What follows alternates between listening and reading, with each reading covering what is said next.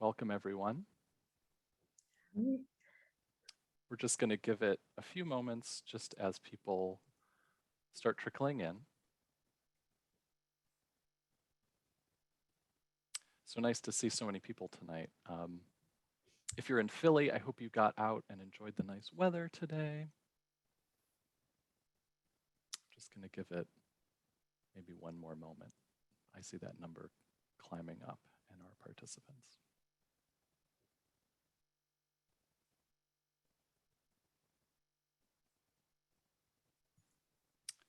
So again, hello, everyone. My name is Greg Stewart. I'm the coordinator of adult public programs and a museum educator here at the Philly Art Museum. Before we begin, I just want to say that it's with gratitude and humility that the Philadelphia Museum of Art recognizes Philadelphia as part of the Lenape-Hoking, the ancestral homelands of Lenape peoples.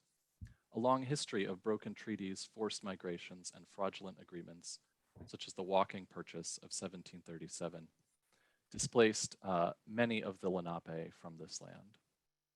The museum and our staff strive to understand our place within the legacy of colonization and to act as allies to Lenape people and their vibrant communities, including the federally recognized nations today, the Delaware Tribe, Delaware Nation, and the Stockbridge-Munsee community. We pay honor and respect to Lenape ancestors past and present by committing to build a more inclusive and equitable space for all. So we're here tonight on the occasion of the exhibition Jasper Johns' Mind Mirror, an unprecedented retrospective of the work of one of the greatest artists of our time that spans not only our institution, but also the Whitney Museum of American Art. And to do that, we've gathered an incredible roster of artists from different disciplines that are important to Jasper Johns. Not just visual art, but also dance and poetry. For the sake of time, I'm going to introduce them very briefly, allowing the presentations that they're going to give you a better sense of their work. But we will be adding their bios to the chat as they speak. So in order of appearance, as they say, we're going to start with Sarah Vogelman, who's the exhibition assistant for this show, and she is our moderator tonight. Hello. Hi, Sarah. And then we have visual artist R.H. Quaytman, if you want to say hello. There, I unmuted myself. Hello. Hi, welcome. Patricia Lent, Director of Licensing at the Merce Cunningham Trust. Hello, Hi, everyone. Patricia. Hi. Kim Bears-Bailey, Artistic Director of Philadanco. Hello, everyone, and welcome. And poet Brian Teare of the University of Virginia. Hello. All right. And I just want to say, this is the Irma and Herbert Barness Endowed Lecture, as you see on the screen. And we just want to give a really special thanks to the Barness family for their generous support of tonight's program. So before I turn over to our speakers, I just want to go over some housekeeping. The structure of the program tonight, as I mentioned, will be presentations from each speaker, followed by a moderated Q&A with Sarah. And afterwards, we'll take questions from you. You are in Zoom webinar, so your camera and microphones are turned off, but you can ask questions when it's time to do so by using the Q&A feature. Questions you really like can be upvoted so they rise to the top, and I'll be reading the questions to the speakers. The chat is turned on and we'll continue sharing helpful information there. Closed captioning is available by clicking on the CC button in the Zoom toolbar. This program is being recorded and we will send the recording to everyone who is registered. So with that, I'm going to turn over to Sarah Vogelman, who's going to give us some more context for how important this interdisciplinary approach we're taking tonight is for the exhibition. Thank you. Welcome, everyone. I am going to share my screen. How is that? Thumbs up? Great. So yeah, welcome. First of all, I'd like to thank Greg and Linnea from the PMA's Public Programs team for their organization of tonight's event. And thanks to Steve Keever, who as always is doing his audiovisual magic behind the scenes. And thank you to our wonderful group of panelists tonight, Rebecca, Patricia, Kim, and Brian, all of whom have been so generous with their time and their expertise. And finally, thank you to all of you who are joining us tonight for hopefully what will be I think will be a very lively conversation, and I hope you will participate when we get to our audience Q&A section. As many of you know, and Greg just talked about, that Jasper Johns' Mind Mirror is a single exhibition that's being shown simultaneously between two venues, here at the Philadelphia Museum of Art and at the Whitney Museum of American Art in New York. The exhibition is the product of a really generous and dynamic collaboration between two institutions. And although Jasper Johns' Mind Mirror is a monographic exhibition that's really about a single artist, it's always been important for the curators to bring forward narratives regarding some of Johns' relationships with various collaborators and influences across all fields of the art world, particularly those outside of the visual arts. In fact, in Philadelphia, the first thing, if you've visited our side of the exhibition, the first thing you probably encountered was not necessarily an artwork by Jasper Johns, but rather, you probably heard the sound of John Cage's voice reading either passages from Jasper Johns's sketchbooks or mosaic poems that he composed based on those writings by Jasper Johns. John Cage, of course, is this 20th century avant-garde luminary, musician, poet, artist, and dear friend and collaborator of Jasper Johns, who in the early 1950s, along with his partner, the choreographer and dancer Merce Cunningham, and Johns' own creative and romantic partner at the time, the artist Robert Rauschenberg, those are some of the core people, artists who really inspired and encouraged Johns to, as he put it, stop trying to be an artist and simply be one. And that connection to poetry, music, and dance and performing arts for Johns goes far beyond those friendships. With those artists, he and his work are intimately connected to these other art forms on both a philosophical and practical level. And I really look forward to exploring that with our panelists this evening and with you all. I think we can jump in perhaps.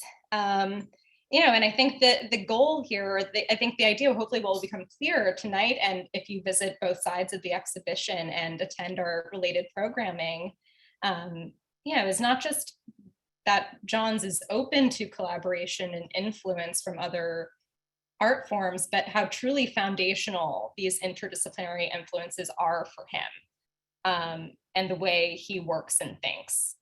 For me, that's what's so exciting about the panel we have here today. We have people from all different parts of the art world, different art makers, we can explore how Johns has, throughout his career, taken in ideas from language, poetry, dance, and music in his art making, and how perhaps those fields have been influenced by him. With that, I think I will turn things over to our panelists so they can introduce themselves and talk a bit about their involvement with this exhibition and this ambitious project. So why don't we start with Rebecca? Hey, hi. Welcome. Hi. I just spent all day thinking, they gave me 5 minutes to say something, and 5 minutes seemed like a long time when I started to say, what can I say in 5 minutes? And then I thought, well, maybe I'll read a little excerpt of the Dear John letter I wrote in the catalog, but I had so many notes and rough drafts of that letter. And then I found an early version, and I thought, oh, maybe I'll just read some excerpts of an early version that's not in the catalog, but still addresses many of the things that I thought about with John's work, and being a painter, having to think about art history a lot, and site and context. So I decided to write because it was, obvious, a Dear John letter to Johns. So it starts, Dear Johns, it's a beautiful sunset this evening, looking into the receding horizon of the 20th century. I thought for a long while of what possibly to write from one painter to another, my 60 marrying your 90. I was asked by Carlos Buswalda to write something about your number paintings. So I began dutifully to formulate my thoughts 0 to 9, based on the fact that you only painted those 10 single digits. I tried to compose an essay numerically, like a countdown or a blast off. It's hard enough to dismantle the intrinsic hierarchy of numbers. After all, it is important that this long life of a painter painting paintings should add, subtract, multiply, or divide, and eventually conclude or become something. A conclusion that could partially inoculate, explain the energy released by that atom bomb of a century. Back then, before computers, it could be said that our trains traveled on the same track. They diverged around 2001 when your track seemed to reverse direction inwardly towards the dismembered self of the painter's life. I can perhaps see more clearly now with my new 2020 vision. The words I summon from my Connecticut studio to yours seem to sputter, drip, and splatter, ideas that on rereading them seem to dry too quickly, leaving no luster. Do the math. What does your vaunted body of intensive and voluminous work express? Find the plot arc in those first 7 years. Is it loose like a catenary or taut like a ruler? Expressive like a woman or factual like an object? How clearly important the early work was to all that followed. The index comes before the table of contents, which comes before the story. Your American paintings are irrevocably hammered to the walls of my art history. Through the 60s, 70s, 80s, 90s, and all the way to now, bracketed by an American flag and a human skull. Presumably yours, I snort, but no, it's mine too, I have to admit by painterly logic. This is a landscape from my point of view, of course. I do not need a response. I know you don't like to give them anyway. I follow the painting's challenge with clear-eyed, cool ambivalence. Most older artists I know seem to harbor this sturdy ambivalence towards their colleagues, artists with whom they share a temporal and geographic orbit, like us. It reminds me of a story you recount. Perhaps it can work to thread a plot line. I'll embellish with a picture. We're in a noisy New York City bar, Max's maybe, or the Cedar, probably the Cedar. Kerouac is in the corner urinating into an ashtray. Pollock is hurling a chair at Franz Klein, and de Kooning is putting his big Dutch arms around your young, handsome homosexual shoulders and amicably jokes, "Hey, Jasper, whereas you're a sign painter, I'm a house painter. And we are equal, just doing our jobs." Rather than houses or signs, I think your paintings are more like quilts. I can imagine painting the flag must have been a little like making a quilt. Only now the salon is a saloon, and it's full up with loud, ambitious men trying to sing a new anthem. There must have been little time, no solitude, no time to dream, consider, and play chess like Duchamp.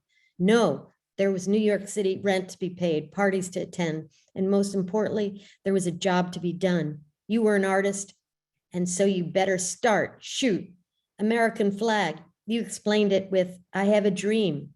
You had a dream? No, you didn't. It came to you with your eyes wide open to the facts as they appeared, then to a white American male. Being in the center of the storm, understandably, you were super distracted by all the chatterers. You had to pick a subject now, something that you knew without thinking, so that you could keep listening. you don't seem to be a talker. And it goes on and on. I guess what I want to say is just so emotional as a painter thinking about Johns, because he is so kind of attached to my life as a painter, for sure, being born in 1961. And I think he was the American painter that represented pragmatism, the intellect, the image, and realism, actually, which I think is a very deep American tradition. And anyway, I had a lot of fun writing kind of caustic letters to him. I hope it's all right. And I don't want to go on beyond my 5 minutes. So I guess I'll end it basically with that excerpt. Thanks, Rebecca. I really want to return to the work that's on the screen once we get to everybody. Maybe we can talk about it a little bit more. But why don't we? I would love to hear from Patricia next.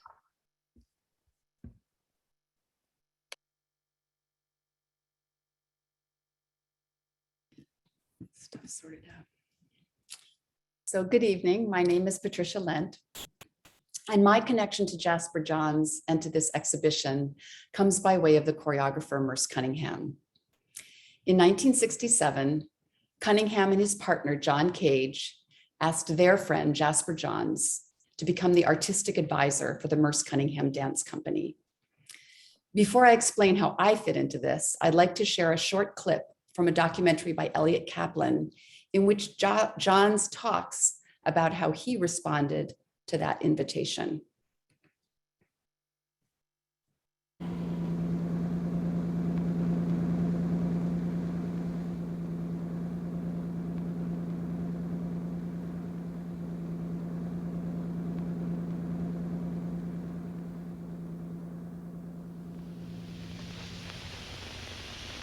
I was in, I think, North Carolina, and they came down and said that they would like me to do that.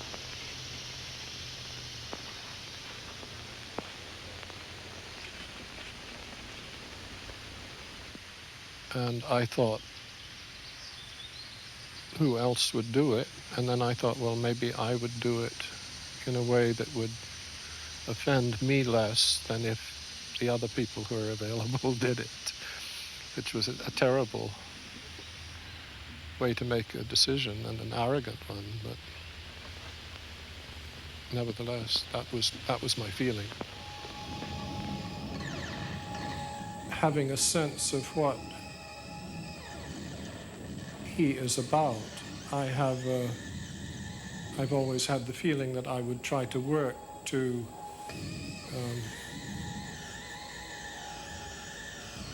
not interfere with that expression and to leave it free of any kind of thing of mine that it had to carry. So that most often I've done very little. I just tried to make it unoffensive, not to amplify or interfere with, which are also good ways of working, giving people the opportunity to be more athletic in examining the work, to find what it is about.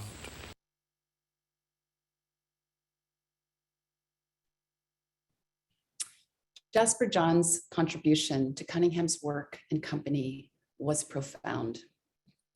As artistic advisor, he designed and executed costumes and sets for multiple iconic dances and selected artists such as Frank Stella, Andy Warhol, Bruce Nauman, and Marcel Duchamp to collaborate on others.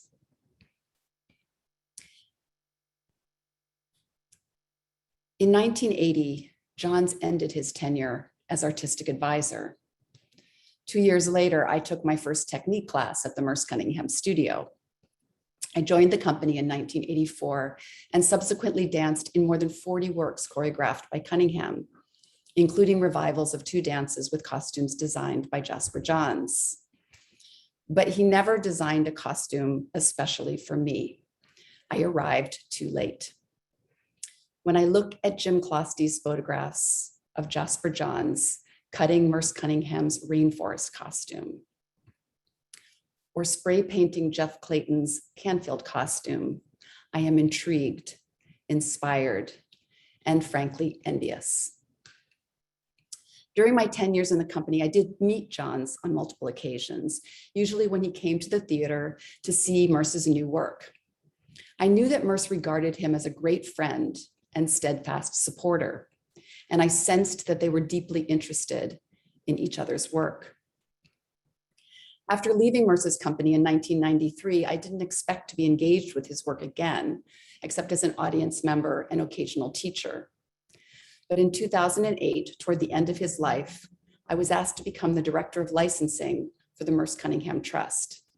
That is to oversee projects in which Cunningham choreography is shared with and performed by professional and student dancers. The understanding was that I would continue in this role following the closure of the company.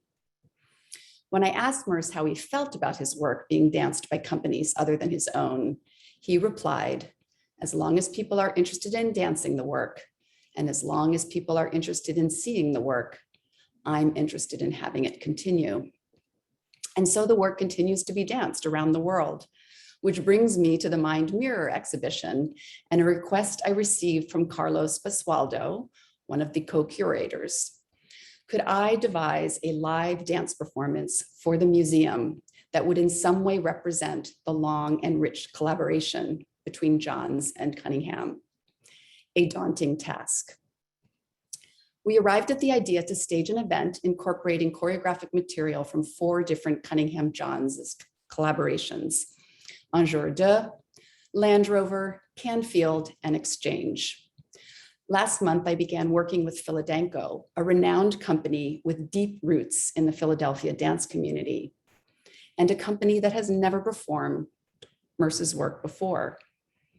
So yes, these events at PMA will celebrate an historic collaboration, but they will also look to the future by welcoming a new group of dancers to inhabit the work in their own way. I will let Kim Bears-Bailey, the artistic director of Philadanco, take over from here. Thanks. Muted. Thank you, Trish. Appreciate the introduction. My name is Kim Bears-Bailey. I am the artistic director of Philadanco. And how I came and Philadanco came to this partnership, which Trish so eloquently stated, is that the museum visualized Philadanco being a part of this collaboration.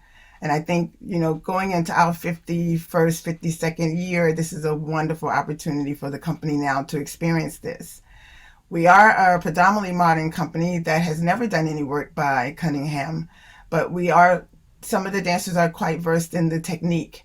And so when the opportunity came, I got an introduction from Shayla V. Jenkins, one of my colleagues at University of Arts, who introduced Patricia and myself together. And the moment she started talking about the program and the collaboration, and I presented that to Joan Myers-Brown, we both thought this would be a great opportunity for this kind of collaboration, which is quite historic. Company of predominantly Black company doing this work, collaborated with Jasper Johns, and the work and exhibit that's happening at the museum. And also this was an opportunity for the dancers in the company, myself included, for us to get another look inside of another relationship to build on learning works by Cunningham and understanding the relationship between Jasper Johns, being able to have costumes that were designed for him, by him, put on our dancers. So it's like going back to school where we're learning, and in that learning process and them going through learning the choreography, we find that we're getting a little closer to understanding relationship between Jasper Johns and Cunningham. We're really excited about this opportunity. We've had a session with Patricia already, and the dancers were just excited. The movement fit them. The movement just really, it's thought provoking in terms of how it moves, how it engages the dancers, how it moves across the floor, and the intricacy of timing. And we do a lot of repertoire, but this is totally different. But I know they're up for the challenge. So we're really excited about this opportunity to be able to collaborate in this way. And we're looking forward to the end result of this performances that will happen in January at the museum. One of the things that in my talking with the panel and in my research, Jasper Johns is a choreographer in his own right. When I look at and listen to how he uses his artwork to bring light to a particular period of time or the place where he is, a lot of choreographers come in the room and that's what inspires them. Costume design, to be able to have that kind of intimacy with the dancer, to envision what should be on the dancer. I know when I heard an interview where Merce Cunningham was talking about how Jasper Johns was the idea behind walking in time, walking around time. And so this is just really a great opportunity for our dancers to be able to be educated in another way. They all know about Merce Cunningham, but again, have never done the work, but also understand how an artist is infused in the work through costuming, through movement, through vocabulary. So once again, we are so excited, myself, Joan Myers-Brown, and everyone at Philadanco for this collaboration to happen. Trish is amazing. Her spirit, her passion, and commitment to the Cunningham work is something that just oozes out of her body, and it just fit when she came into the room. So we're excited.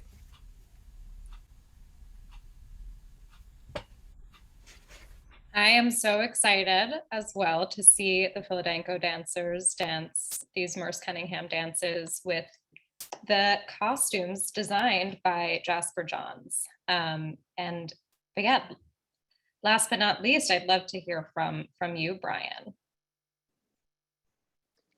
Thanks so much, Sarah. I am super honored to be here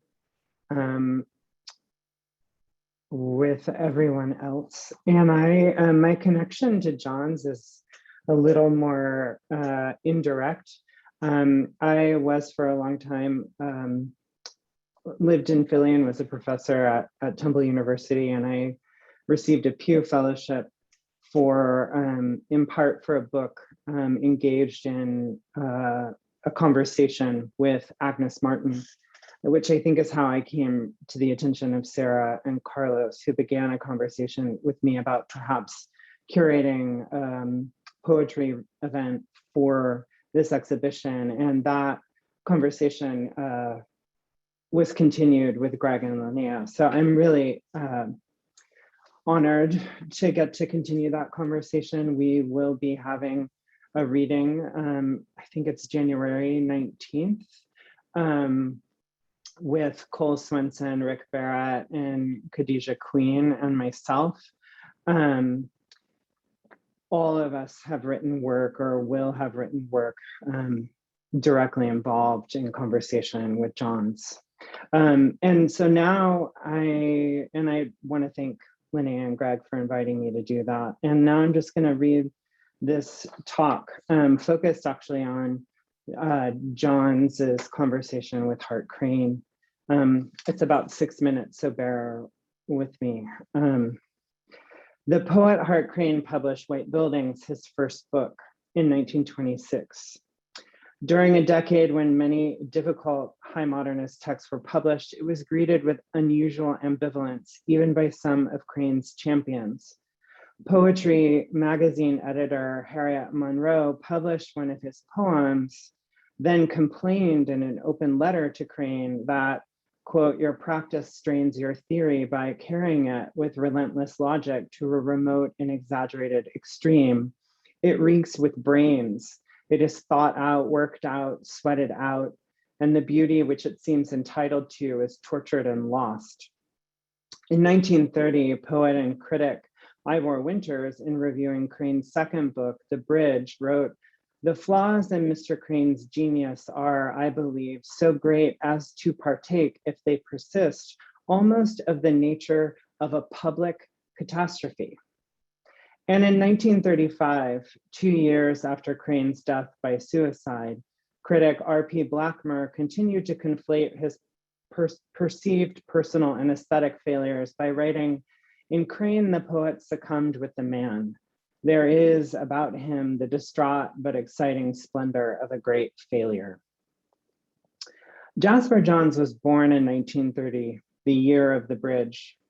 For queers of his generation, which were entering middle age, the year of the Stonewall riots, their entire psychic, social, sexual, and cultural educations had taken place in an atmosphere in which queerness was considered a public catastrophe, a moral, legal, aesthetic, and personal failure.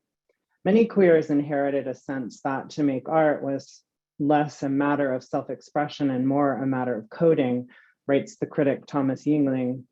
Oscar Wilde made the paradox the stylistic analog to his position as a literary subject, empowered to speak, but unable to say. The risk Crane himself took was in using poetic artifice already associated in the American mind with criminal, decadent homosexuality. But for gay men of Crane's own time, such as the painter Marston Hartley, whose Eight Bells Folly is a powerful memorial to Crane, referencing Crane was already a way to speak without saying, to add to and extend extant practices of queer coding. For a long time, such code remained the only way to succeed in speaking, precisely because it failed to say the thing that would rob you of that privilege. Johns made his Crane-inspired works during the early 60s, and many critics read it as Johns' way of processing the end of his relationship with Rauschenberg, yet another conflation of Crane and queer failure. Works like Periscope, which is on the screen now, and especially Diver, do seem to deploy this code with great beauty and skill. But I remain curious about why Johns went on to continue coding his work long after the dominant culture shifted. I'm not judgmental about it. I'm alive to the ways his generational practices relate to my own education in and experience of queer survival during the AIDS era. Code is remarkably plastic and incredibly generative. It is as open to reading as it is to misreading. Both can be productive and protective, played as offense or offense or defense. When it frustrates conventional modes of literacy, code can appear meaningless or as aesthetic failure to outsiders, the way Crane's richly brocaded symbolist lyrics of the 1920s appeared to so many critics. But in the case of John's early paintings, it often seems to me as though signs have been spitefully drained of their usual signification, sometimes quite literally, as when he blanches the flag, or as when red, yellow, and blue are on the screen in front of you are not those colors. This early work is sometimes read as a critique of Cold War American culture, but might it also be read as a form of queer sabotage, revenge on a bigoted, violent, and oppressive system of signs?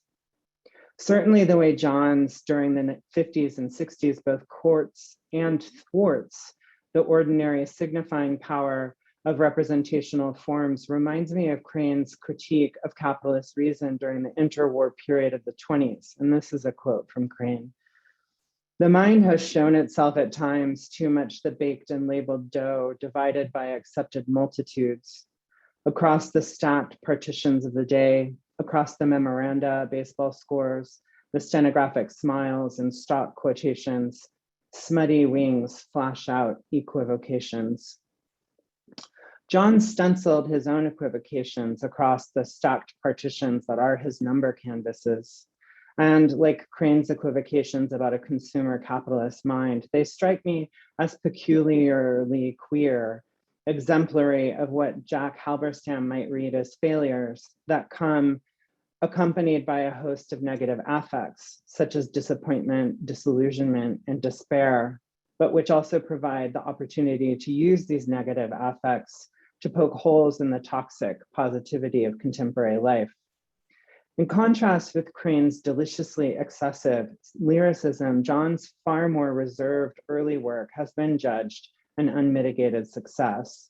And yet, as a queer reader of his oeuvre, I find myself called to practice earlier modes of queer literacy and feel historical time fold upon itself as I use tools bequeathed by elders who survive sometimes by code alone. And so when Halberstam wonders what kinds of rewards can failure offer us, the long arc of John's career certainly offers one answer to that question. But we would be remiss if we did not also acknowledge, as Ralph Lemon does in his powerful catalog essay, In My Mother's Voice, that John's institutional success has all along been predicated on what does not show up in his work, on the exact failures to say necessitated by his success in speaking code. Thank you so much.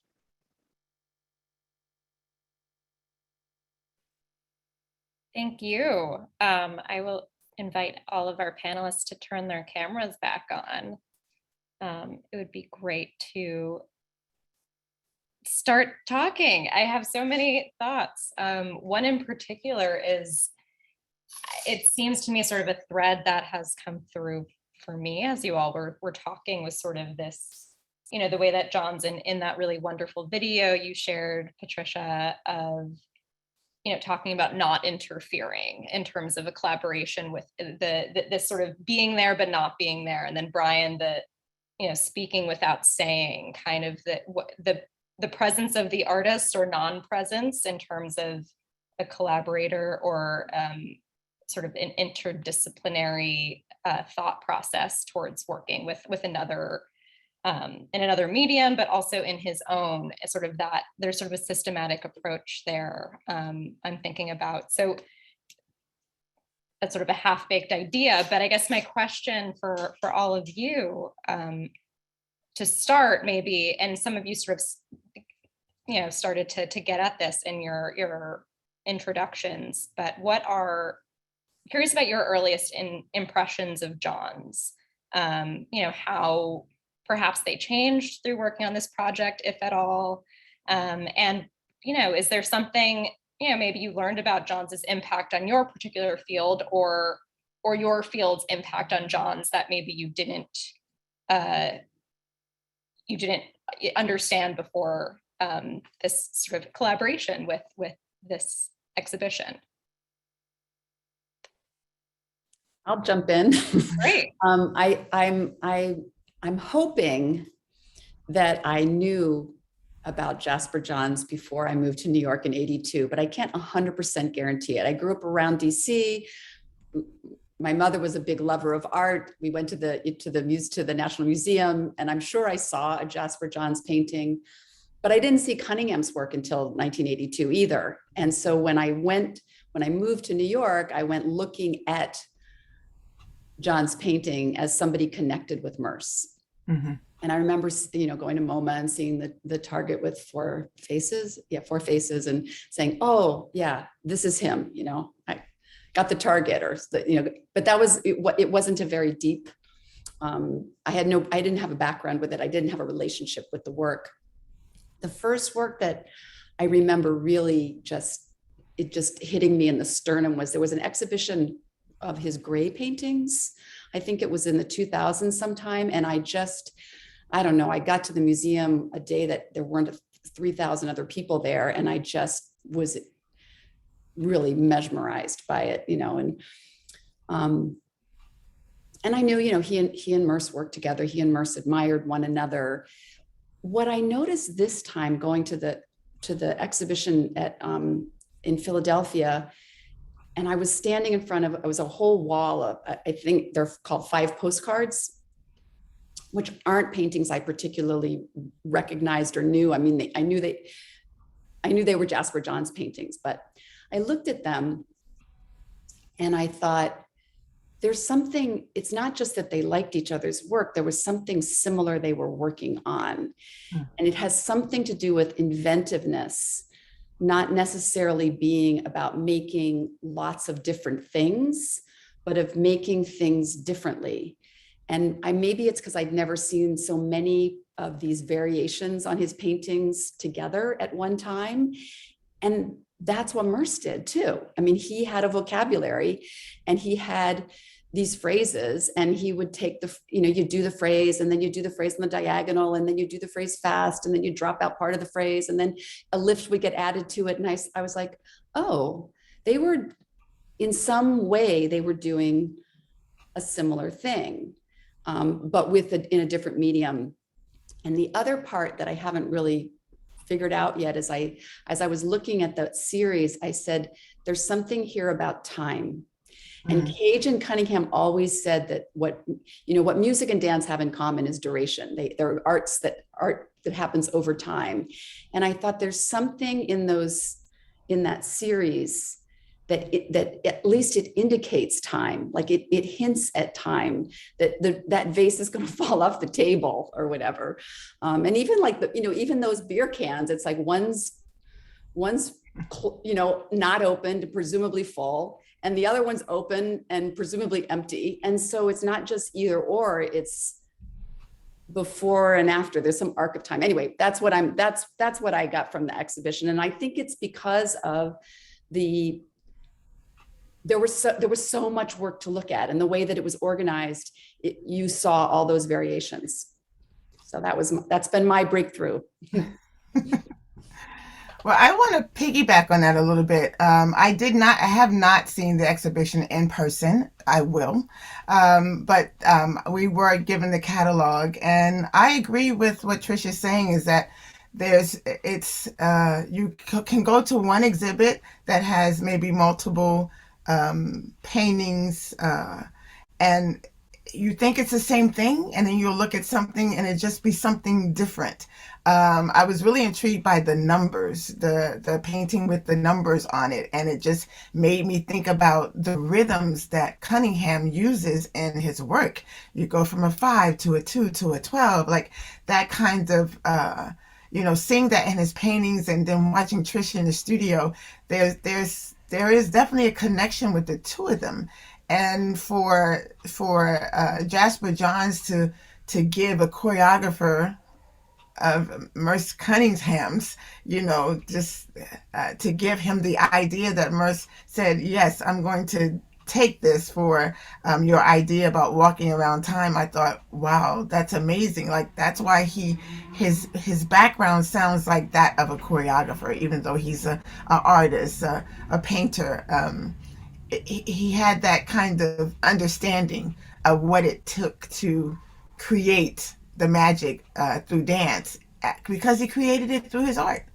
And I'm really excited for us to just have a better understanding of how Jasper John really digs deep into the artist, meaning the dancer. Yeah, absolutely. I think it's interesting what you're saying, Kim and Trish. It's I think there's something about that Johns and Cunningham share, is this pursuit of like a multiplicity of meaning with the same image, or for Cunningham, movement. I think sort of, and when what you can do in dance, in a live performance is kind of, even if you're performing the same movement, there's sort of an emotional aspect that a dancer can convey like over time, which I think is I think it's different in a visual art perspective, maybe. And that's, I think doing these numbers all over and over again, like you're saying, Kim, I think is a way of Johns getting at that, but that meaning is not static in his work. It continues to change every time you see, the same figure, or 0 through 9, or even those 0 through 9s, where the numerals are superimposed one on top of the other. I always think of that as a, Johns attempting in a single image to have multiple meanings, to, you have all of these figures, these numerals they're present, but you cannot perceive them all at one time. You can only see the 0 or the 2 or the 5 in a single instance. You can't see them all at once. So you have to kind of slow down and look slowly. Brian, I'd love to hear sort of maybe your earliest impressions of Johns. I had the funny, I will say my first experience of Johns was I rejected him. I was in San Francisco, I still lived there, and the SF MoMA had a retrospective of Jay DeFeo and a retrospective of a smaller retrospective of Jasper Johns kind of on the same floor. And, you know, DeFeo being such a kind of a Bay Area hero, and also an underappreciated, you know, woman artist. I think as a feminist, like I was so moved by that exhibition and moved by her work, and I was sort of put off by the space that Johns took up at that time, and I was feeling ornery about it, so I refused to go look at that exhibition. So I think one of the things that's changed for me by being in both by my conversation with Martin and becoming much more familiar with this particular era of painting and painting in New York in particular, and also the queer milieu of this time, I think I got a lot more connected to sort of how these artists, in many ways, like I think about the ways that they have to clear a lot of space in order to do the work that they do. And so what I mean by that is the way that early work of Johns sort of has to evacuate certain kinds of meaning from ordinary objects in order to be a creative practitioner. And sort of the way that Martin has to make the grid into a space of creativity and fecundity. And so I'm really interested both in everything y'all have said about repetition, about seriality, but also for me, the way that repetition and seriality are only possible because of certain negation, that you have to kind of clear the ground in order to make it a space where you can do the work. And I think there is, for me as a viewer, something queer about that, particularly for the artists of this time, Cunningham, Cage. You know, you have to go back to sound, not just the structure of music, you know, traditional inherited structure of music, but you have to go back to what is sound. And so I like being reminded that we have to go back to the basic materiality of making. And to me, it connects to poetry because poetry etymologically comes from the Greek poein, which means to make. And so all poets are makers. And it's, I think, where I connect so deeply with painters is the materiality of making and the process of making. But also how process and semantic meaning or representational meaning are often in tension with each other. And so I'm really, you know, I've come to a place, obviously, of being excited by Johns and inspired by how he does that. I think that transformation's really, for you personally, is really interesting that you've come to this sort of, not just acceptance, but maybe understanding or appreciation. And I think what you're saying about there's a systematic, and you talked about this too, Rebecca, about this intellectual nature of his work, and that kind of, there's sort of this systematic approach, that there are these, there's a way that he works that's very rigid, maybe sounds judgy, or but regimented, or there's a system, I guess, is the only other way I can think of it. But and that allows, maybe masks an emotionality that's there, those systems, that kind of regimented sense of working, that intellectualism, that's very forward, but there's clearly something underneath that, that I think that you're getting at, Brian. And I think that's really interesting and central to his work. Rebecca, I'd love to hear from you. Yeah, I mean, he was a god in my household. Sure. Growing up, it was just like, there was just no questioning, the genius of Jasper Johns. And I remember we had a little print of the crosshatch marks on the wall. And so that very much got into my mind because, my father used to teach me about, how to draw shadows basically. And how in printmaking and stuff, there's all these kind of levels of, you can either use the dot or the lines or curved lines or straight lines.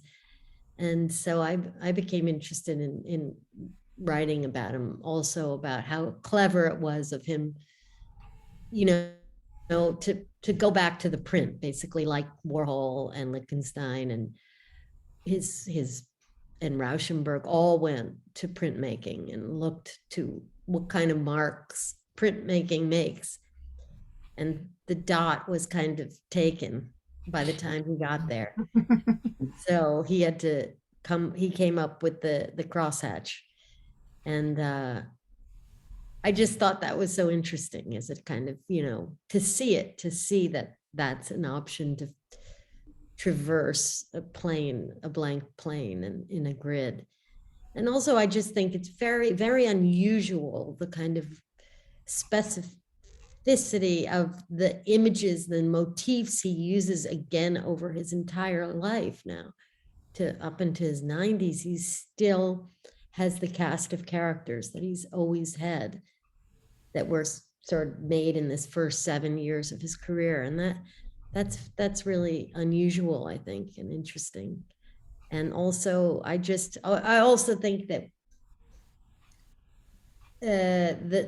the time he represents in American art is so kind of mythological and profound. I mean, the 60s and the 70s, and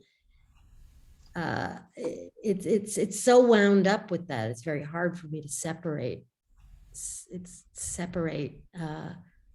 what his work is doing even now, how it continues to change and it becomes a body of work now in a very specific way, and in a specific time and place. And it's very huge, the subject, actually. Yeah, absolutely. It's interesting you bring up printmaking, because I think that is in itself such a collaborative medium, where the artist is working with, he's not usually not working alone. He's working with at least one master printmaker, and usually a number of people in a print studio, or she's working with master printmaker, number of people in a studio. It's and for and it's that is a regimented process and system of matrices, and that for Johns, I think that really lends itself really perfectly to the way that he's thinking about any medium. It's sort of the layers of meaning and images, and the order they come in, and the sense of play that comes out of that. I think is central. I'm curious, Rebecca, about the work that was shown while you were speaking at the beginning. I figured after I wrote, I really spent such a long time trying to figure out how to write about Johns, and it just ended up with this short letter. But after, I was like, it's only fair if I was sort of critiquing his American flag, that I make my own flag. And so I made an American flag painting, basically. It took me a long time. Thanks for bringing it up. Yeah. Fair. And I went through the history of the American flag, and apparently the American flag was not 5-pointed stars, but 6-pointed stars when Betsy Ross decided to change it at the request of George Washington. And I was sort of interested in the history of it, and it was also I was painting it right when Trump was leaving office, or hopefully, and it was such a moment of turmoil back when I was writing that essay on Johns and painting that painting. It's hard to separate it from 2020 to me. Right. And initially this exhibition was supposed to open in fall of 2020 before the pandemic, and Yeah. we were postponed a full year. So that was definitely something at the Whitney. There's a room there Yeah. exploring early motifs. In Philadelphia, we've explored numbers. At the Whitney, they've explored flags and maps. And so that was, I think the idea of having a flags and maps room right as this, major presidential election was going to be taking place was it was going to be ripe with, it holds all of the meanings of Johns painting the American flag or the flag of the United States in the first place. That, it wasn't a straightforward meeting. MoMA didn't even want to directly buy this painting outright. They asked Philip Johnson to buy it and promise it to MoMA because it was so controversial in that moment. But so I don't know, that it's really interesting. Yeah. But I know we're getting close to 7 o'clock. Greg, I have a few more questions, but Greg, I don't know if we want to go to Q&A. I think if you want to ask one maybe more questions Sure. for our panel, and then we can go to audience Q&A. Yeah, something I was thinking about, what is it in Johns's work? And I think maybe that's what I was thinking about, sort of him talking about non-interference, the speaking without saying, maybe. What is it about him that makes him and his work so open to collaboration and interdisciplinary work with dance and poetry, music? I'm curious what your thoughts are. Well, I think the reason that his approach to designing for Merce's choreography worked is that neither of them, I think that they both have all sorts of ideas and emotions and thoughts and things behind their work, but their purpose of making the work is not to communicate those thoughts and ideas to you. Those inspire their work and they create their work. And then you look at it, there's an ambivalence there, which frustrates some people and feels flexible and open to others. And for me, like, I know people say, oh, Merce's work is it's so abstract, it's so intellectual. I didn't experience it that way. I saw it one time and I said, okay, if that's dance, I want in on it. And it sounds like Rebecca had something about that with Jasper Johns. If that's painting, I'm going to be a painter. And you see in the when you're in the room with those paintings, which you know so well from all the images that have been published and which are all flat, and then you see the makingness of those paintings, the thickness and the strokes and the whatever. And I'm thinking, you can feel the activity of painting when you look at those paintings. And I feel like that's what attracted me to Merce's work is you could feel the activity of dancing and dance making. And I imagine that they had a similar approach. I don't know. Yeah, when you say activity, it makes me think of, because I think that, we're talking about Cunningham, Cage, Johns, art making was not just an activity, it was their identity, really. Like, that's something that I think they all they consider that it wasn't, it was that became a part of their identity and encompassed their whole lives, really. The identity as artists, not just as an activity. But their identity was formed by their being a group. Yeah. It wasn't formed by their individual characters. It was their interaction that formed this very powerful moment of thought. I really do believe that. And also right before them, the groups of artists, small groups of, let's say, 3 or 4 artists, 5 artists, they made and changed art in these kind of conversations and interactions.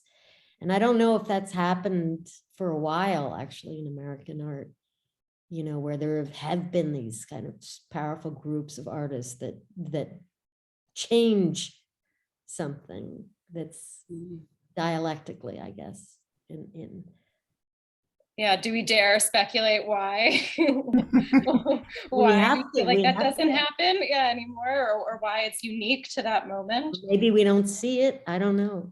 Right. You know, I think it's also, I would kind of go back to the notion that there was not the same emphasis on self-expression, you know, art making a self-expression that I think, Patricia, you said so beautifully, like that all of those internal feelings, all of the kind of experience, autobiography, all of that, like, of course, that provides fuel for the activity of making. But I think what I see in a lot of these writers is that all of that fuel does not translate necessarily into the content, quote, content, representational content of the making, of what's made. And so I think that's, to me, one of the things that I do find inspiring is that there's not necessarily a causal relation between, you know, personal experience and what comes out in the gesture of making.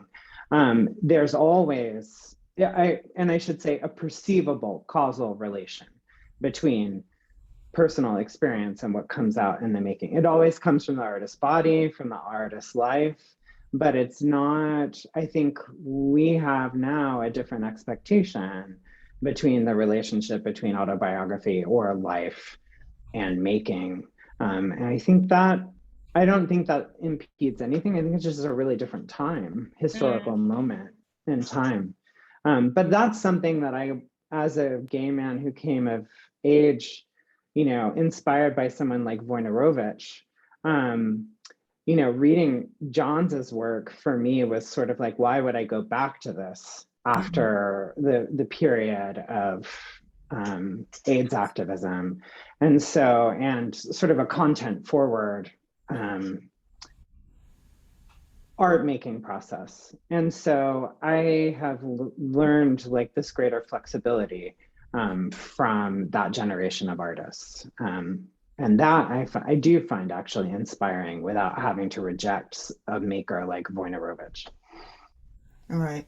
And I think, Trish, you were saying about how even though the two of them had their idea or where the work came from, when you translate it to the dancers, it's inviting and inspiring for them that they can also find their own voice in it. That no two dancers have to think or feel the same way about the work that they're doing together. And, you know, sometimes choreographers come in a room and they have a set story that we have to project and come across on the stage. But Cunningham's work, along with Jasper John, leaves room for the imagination, leaves room for you to have a story with inside the story. And I think for any artist to be able to have that opportunity to go there creates more artistry, creates a conversation between you and the next dancer standing next to you and you're doing the same movement, but it invokes something different in you. So we're looking forward to that experience with you, Trish. And I know that you said that to the dancers, like, what do you feel? How does this make you feel in it? And then when we get into the costuming of Jasper Johns, like the colors immediately is what struck me.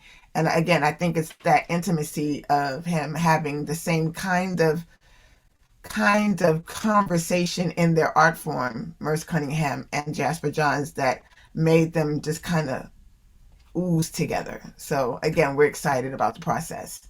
January, come see us. Yes, absolutely. Yes, indeed. January is when all the magic will happen. And we're so excited about that. And the new forum. Yes. Yes, Kim, that's a great way to maybe move into our question and answer. Greg, I see you appearing on the screen. I'm thinking this is our cue. Yes. Hello. Okay. Yeah. So we've actually started to get some lovely questions. If folks want to stick around, I know we're a little past 7, but I want to at least get to a few of these questions because I think they're really good. Our first question is from Dave Mammon, who asks, It's fascinating to hear about the Johns Cunningham connection and how it's being brought forward to the current exhibition. Thank you. And I understand Rauschenberg, I think, Trish, you were talking about this a little bit. Rauschenberg was also involved with Cunningham and Cage as set designer. Did Rauschenberg and Johns' work with Cunningham overlap? Any connections there? So Cunningham and Cage met Rauschenberg at Black Mountain College, which was a little earlier than when they, I think, that they got to know Jasper Johns. And Rauschenberg was the first, I think he was called the resident designer. And at that point, the resident designer like was in the minivan with the, you know, backdrop rolled up on top of the rack, you know, and also did the lighting and also did the whatever.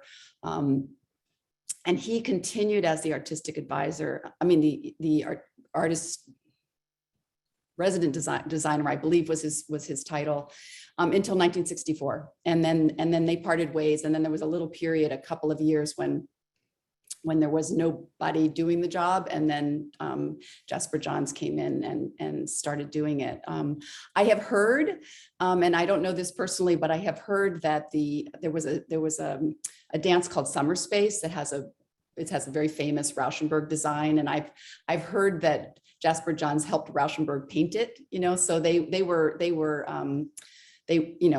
helped the backdrop, you know, they were engaged together in an interest with Cunningham's work, but then they were one after the other. Yeah, thank you. We have a question from Catherine Suarez, who was asking about Jasper Johns and other multimedia collaborations. And they're pointing out that this one seems so all-consuming and grounded in a deep friendship. And so I think the question is about other similar collaborations with maybe other artists. I don't know if maybe this is a question for Sarah. Sorry, I was trying to unmute myself, it wasn't working. Do you mean other than with Cunningham? Is that the question? Because Trish told me it was 7 dances that he specifically either made sets for or costumes for, often collaborating with other artists as well, or inviting them to work on dances, including, I think, Bruce Nauman, Robert Morris, Andy Warhol. Yes. Yeah. And certainly I think early on in his, in his career, when he was still with Rauschenberg, I know he would work with Rauschenberg on some of his early combines as well. Yeah. And sort of in terms of other collaborations, if you come to Philadelphia Museum of Art, that we have a number of copies of editions of his artist book collaboration with the Irish writer Samuel Beckett, including one that is a very special generous loan from the artist that our visitors can actually look through physically with gloves with their own hands and take a close look at. So that's another really special collaboration that we have that you can come see in our galleries. Those are what are coming to mind right now. I'll chime in if I think of some more. Sorry, I wasn't afraid of the question. I just needed to plug in my computer. Sorry about that. Oh. So maybe we'll take one more question, and I'm kind of combining a couple here. But I think there's been a lot of interest in the flag and his work with the flag, and specifically the controversy around the flag and maybe any connection to the Korean War. So we're getting that question here too.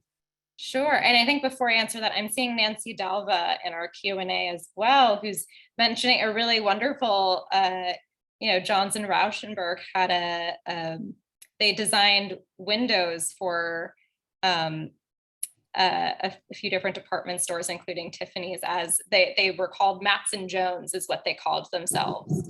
And they have these things, there are still some existing photographs of their window designs that they did together. for these department stores. So that was very early on, before either of them had too much recognition. This is sort of in the 50s still. That was just a thank you for mentioning that, Nancy. But to the flag, in terms of the Korean, so yes, Jasper Johns was he was in the Army, and for the last 6 months of his Army service, he was stationed in Sendai, Japan. For most of the Korean War, he was domestic. He was here in the United States.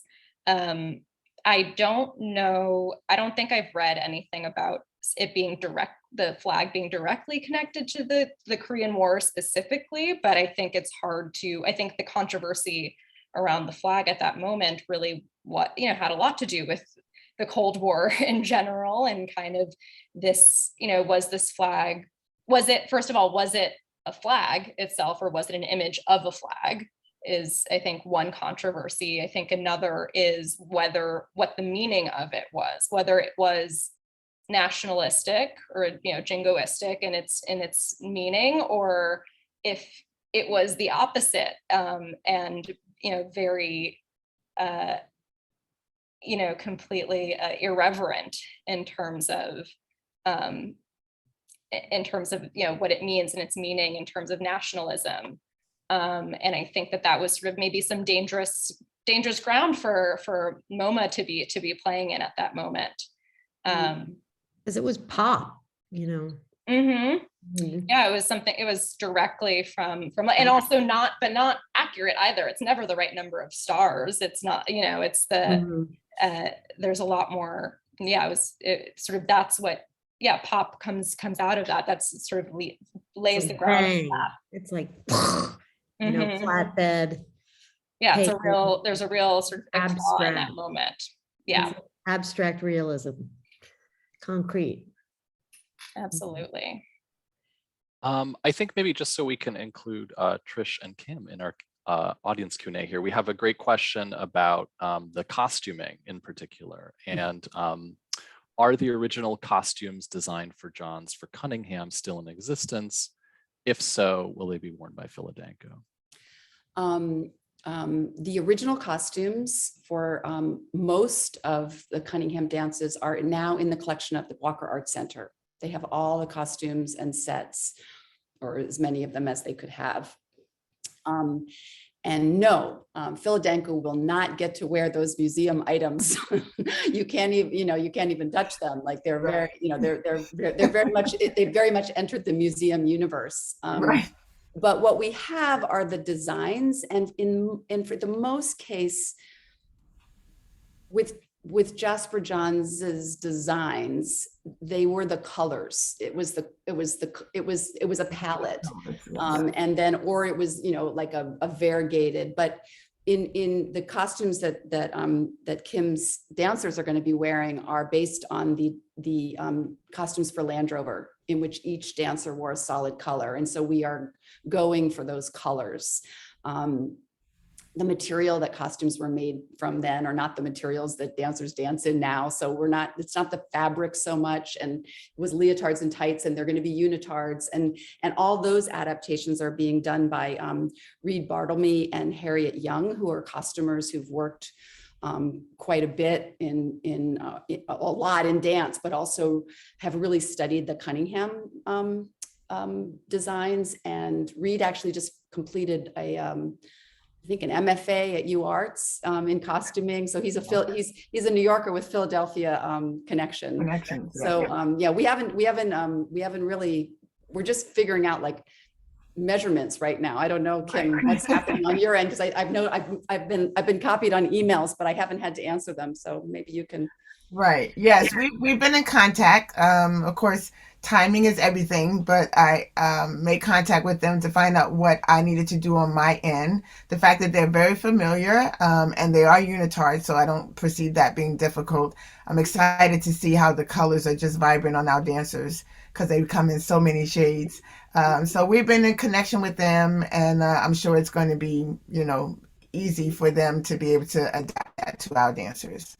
I'll just add one more thing, that because my relationship with Jasper Johns now is as the director of licensing. So when Paris Opera does the walk around time, or when no, Paris Opera, well, they did do walk around time, and they also did Un Jour deux, or when the Lyon Opera Ballet does exchange, we've got to recreate these materials. Right. And it's always credited in the program after the design by Jasper Johns, because he's not touching them himself, but he's very, very generous in us using them. So there's no, it's hard sometimes for museums to understand that you can just make a new unitard and call it, after the design by, but that is the Right. dance world for you. And probably some of the costumes that are in the Walker Arts Center may not be the original costume, because if a taller dancer came or if it got ripped, you made a new one. So it's a sort of different, there's a way in which dance and art, visual art, are quite different. Right. Yeah. I think this is so beautiful, because it's going to bring a new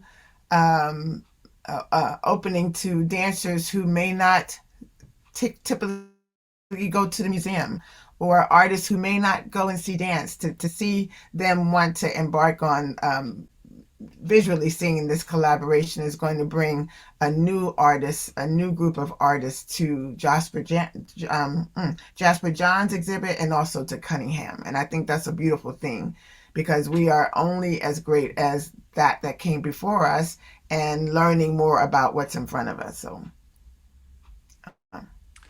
Well, thank you, Kim. I think that's like a lovely note to wrap up on. I couldn't have timed it better myself. So I just want to just send a big thank you to all of our speakers, R.H. Quaytman, Patricia Lent, Kim Beers-Bailey, Brian Teare, and our moderator, Sarah Vogelman. Thank you to Steve Keever, Linnea West, and our captioner, Tori Holland, for all the behind the scenes work that it takes to make these webinars happen. And thank all of you for attending this program this evening. Just by showing up, you're supporting the museum, and we're so grateful for your presence. If you enjoyed this program and want to help us do more great programming, you can always contribute to our annual fund. We're going to put a link in the chat for that. We'll have that in the follow-up email as well. Or you can support the museum by becoming a member or renewing today for member perks like member programs, free admission, and discounts. And I want to thank again the Barness family in particular for supporting tonight's program. We do hope you get a chance, if you haven't already, to see the exhibition, Jasper Johns' Mind Mirror, open concurrently at the Philadelphia Museum of Art and the Whitney Museum of American Art through February 13th. The Philadanco performance will be happening here January 14th, 15th, and 16th in person. So details will be coming soon on the website. Meanwhile, mirroring practice, Poets Responded Jasper Johns will be on January 20th on Zoom. We hope to see you there. You'll also see a survey link pop up in your browser as soon as this webinar is finished. And so we'd ask for your participation in that by Tuesday, the 23rd. And I think that's it. Thank you so much, everyone. Thank you. Thank you. Thank Great. you. Thanks. Yeah. Thank y'all. Thank you. Bye. Bye. Bye.